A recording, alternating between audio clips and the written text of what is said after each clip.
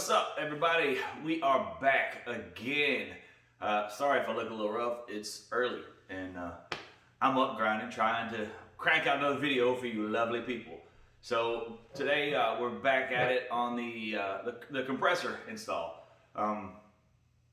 Trying to, I walk a tightrope with trying to keep these videos.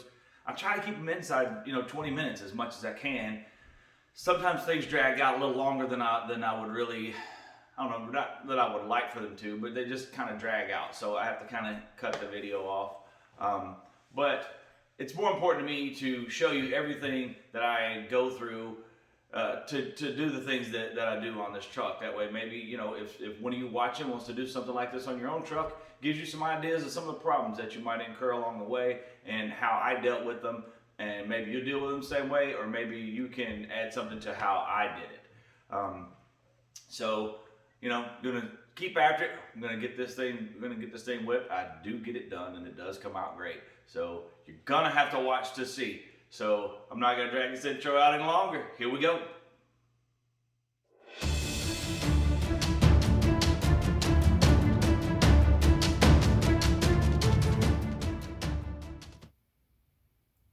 You know what? I think I'm just going to go on and throw some welds on this thing while it's all bolted in place, just to make sure that it don't move. Because if I take it all off and I weld it on the bench and I weld this whole thing together, there's nothing to, when you put that heat through stuff, it moves, and I don't want to have to come back and be slotting holes and stuff. So I think I'm going to go ahead and throw a couple beads on this guy right now, and that way once I take it off, I don't have to worry about it moving, and I can really put some heat to it thereafter.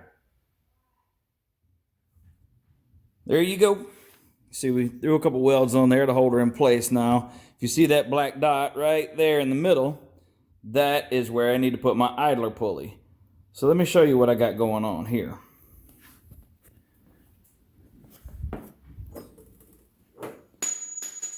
All right, so I found a piece of 250 wall, like a sleeve of some sort that I had around here from some other project. I have no idea what.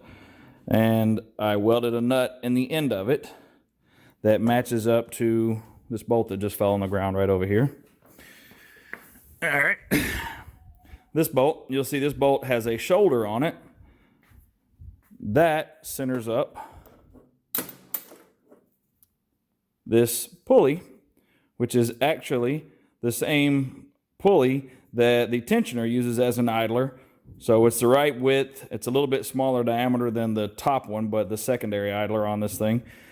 So that way I know it's the right width and it'll stand up. It's got the same bearing in it and all that kind of stuff. So essentially, you see that bore and that pulley right there, that centers it.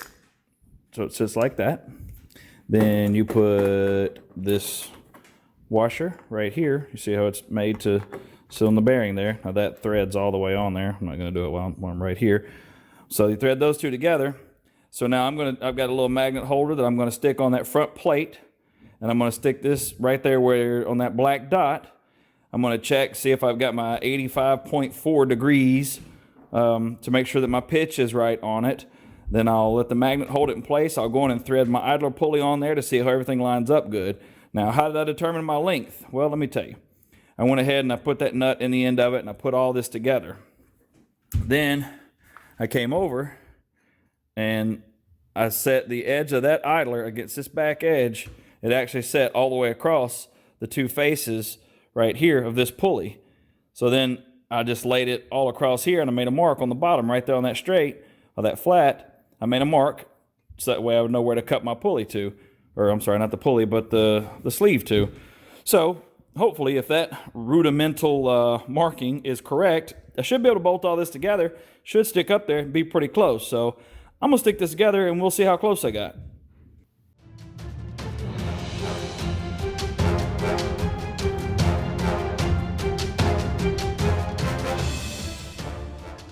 That's beautiful. So now, what do we got here? Man, do you see that? 85.4? Sheesh. All right, so I will say that it does rock and roll just a little bit here, so I got to find a way to kind of get it where it sits nice and flat. Right there, we're all over 85.4. I don't know that we're running exactly true though, so that's a bit of a problem.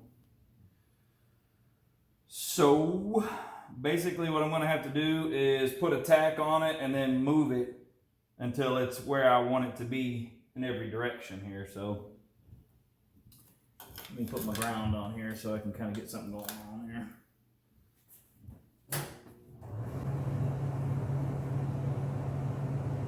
I wish my little magnet thing would have worked to hold this guy in place while I was doing this.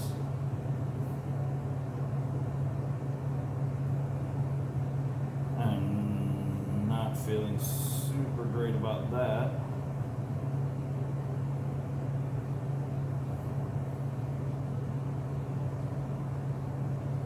So my issue right now is that I can get the pitch right, but like this is not square. So I'm gonna have to try to figure out what I gotta do to sort this out, because I know that this plate pitches back.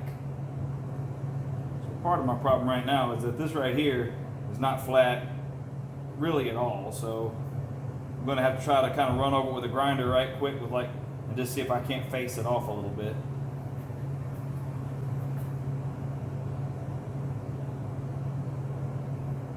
That appears to have made things far worse. So what I need to figure out is what side is the highest side. Looks like it's this one. And then see if that sets my pitch.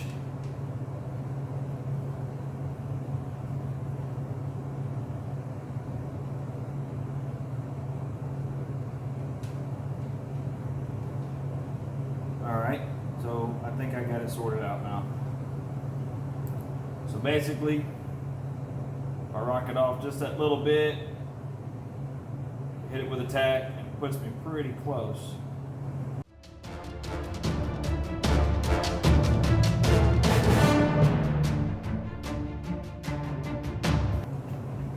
There's no way to hold this stupid thing.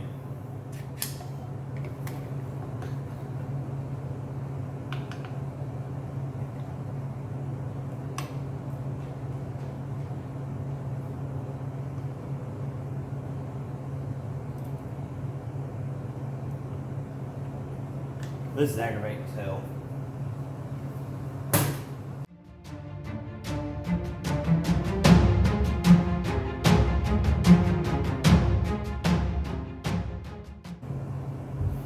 Alright, this is getting super annoying. So I know the spacing is right. So let's take the damn pulley off. Well, my camera apparently got full, wouldn't take any more video, so I kind of lost where I was tacking this all in place, but nonetheless I can show you what I did. I had to delete some stuff so I could finish up filming this little bit right here. So I got it tacked in place. As far as our pitch, we are, I don't know if you can see it, 85.3 on our pitch. Let's see, yeah, 85.3 is our pitch. So I'm certainly very happy with that. I will take 1/10 of a degree. So then if we measure right across the center line of the pulley, see how we're tracking here. We are exactly a 1/2 inch there. Exactly a 1/2 inch there, so we're tracking right. There again, this is also just an idler. It's not a drive wheel, so you know the belt's just going to just ride across it anyway. It doesn't have grooves in it to guide it or anything. So even if it was or is just a little bit off, it's really not that big a deal because, like I said, the belt just slides across it anyhow. So pretty excited because with that done, now I can take the entire bracket off, take the pulley off, and I can go ahead and final weld everything. I can go ahead and make me a little gusset that I want to put here. I'm thinking about putting one in the center right here. Then all I gotta do is clean this dude up, grind it, and I'll probably brush a little POR-15 on it so it doesn't rust, and it'd be time to stick this dude on and measure for a belt. So pretty excited about that. So on to the next thing. Let's get it apart and finish it up. Well, there it is. There's our finished product. I put just one nice wet coat of POR-15 on it. There's our little spacer. So now Get to finally stick all this together and measure for a belt. Let's get to work. Also, I meant to tell you before I took it off, I took the old dipstick once I got the compressor off. I took the dipstick and I kind of bent it up and around where I can use that back bolt on the factory AC compressor, and I cut the factory bracket, that little bracket right there. I cut it off, just kind of re-welded it onto the dipstick. So I told you I'd get that little dipstick situation sorted out. Now let's just reassemble it all, see how it all works.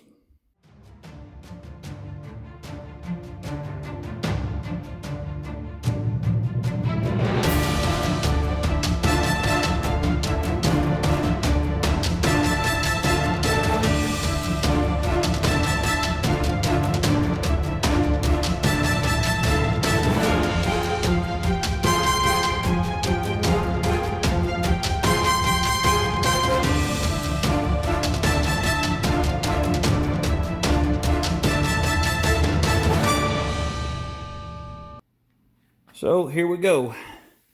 That is our final assembly, ready to go on in the end.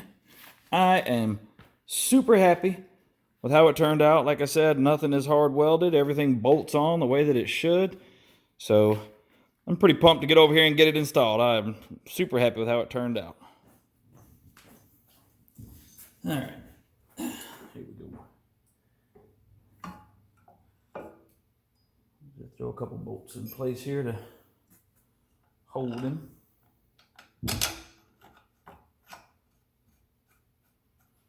Yeah, everything looks to line up nicely. Now I am going to throw a little dab of Loctite on every one of these bolts just because they do have just a touch less thread than they had before. So I did go back and kind of look at them after the fact, and they have plenty of threads to hold this thing on there good. But I am going to go ahead and throw a little Loctite on there just to make myself feel a little bit better. Ooh, got a little paint in that hole. The POR15 is tough too. There we go. Man. That way, once it's tight, I don't have to worry about it coming back loose for any reason.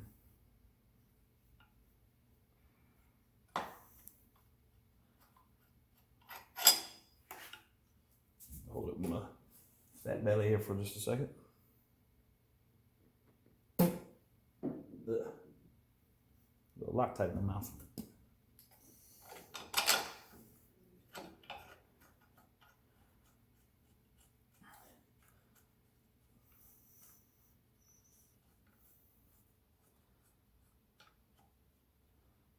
Always a good feeling whenever you make something from scratch and you don't have to oversize the holes a whole lot or hog them out and everything bolts together like it's supposed to. So now I'm just going to go ahead and start those, just kind of run them up snug until I get all the bolts started.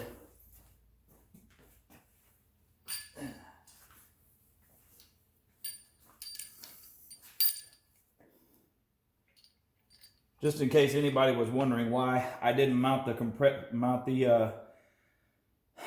compressor down a little bit lower, the turbo tube comes through down here, and I didn't really want to have to try to deal with all that being in the damn way. So if I can keep it up here, it's easy accessible. Just if I need, to access it for any reason, and it looks nice and clean. So that's what I went with. Plus, like I said, I don't have to deal with being in the way of the damn turbo tube. We'll get our dipstick up here. See about getting all this stuff snugged up now. Remember what I said about steel bolts and aluminum. Even though it is Loctite, it will lubricate those threads as they go down in there, thus keeping them from galling up, which, if you remember what I said, is a very, very bad thing. Free this up, that way I can kind of wiggle it around because the holes are kind of tight. I didn't leave a whole lot of room to move in there.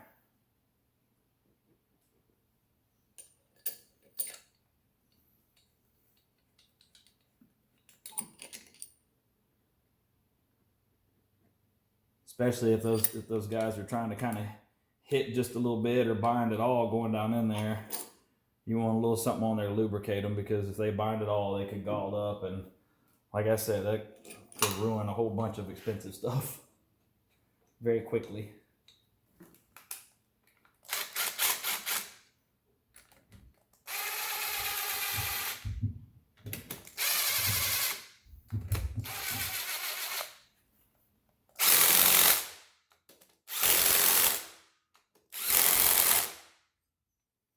See that third dipstick right in place.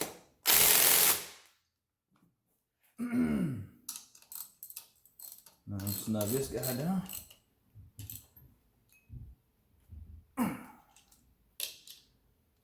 Put everything good and tight.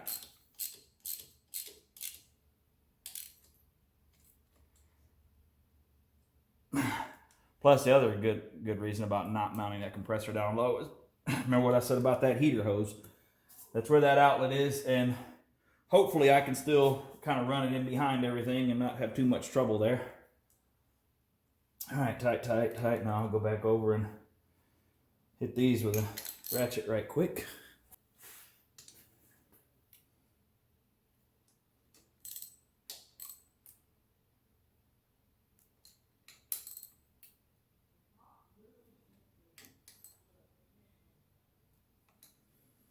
There you have it.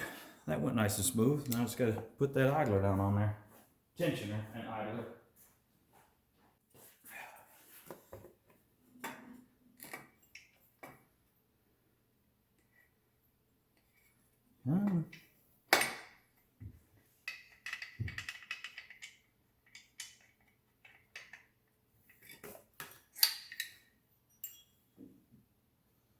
One last time, we're going to throw a little Loctite on there for good measure.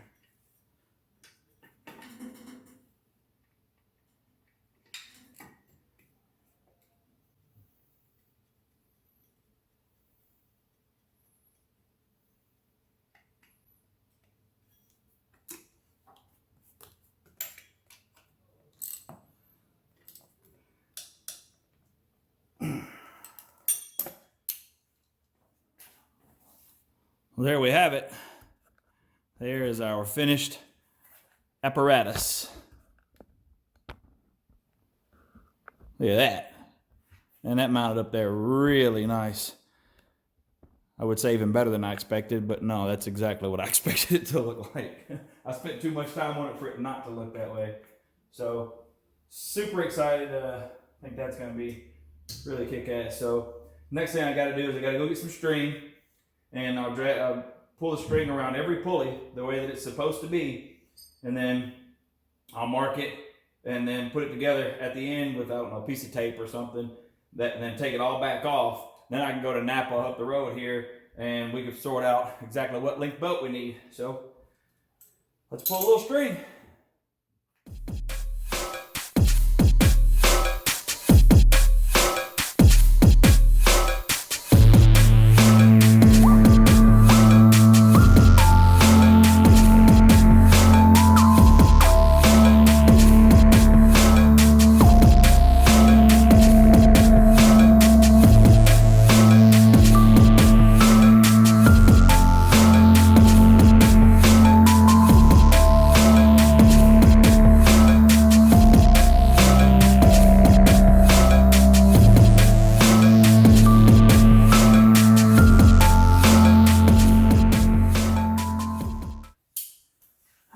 So there that is. So now I can take that up to Napa, and I know I got to be shorter than this. I'm guessing maybe by, I don't know, I'm going to see if they got maybe 1 inch shorter, and we'll start from there. I don't know, once my tensioner moves, I don't know how much it gives me. I don't really have any way to kind of lock it in place, so I'm just gonna kind of have to go with that.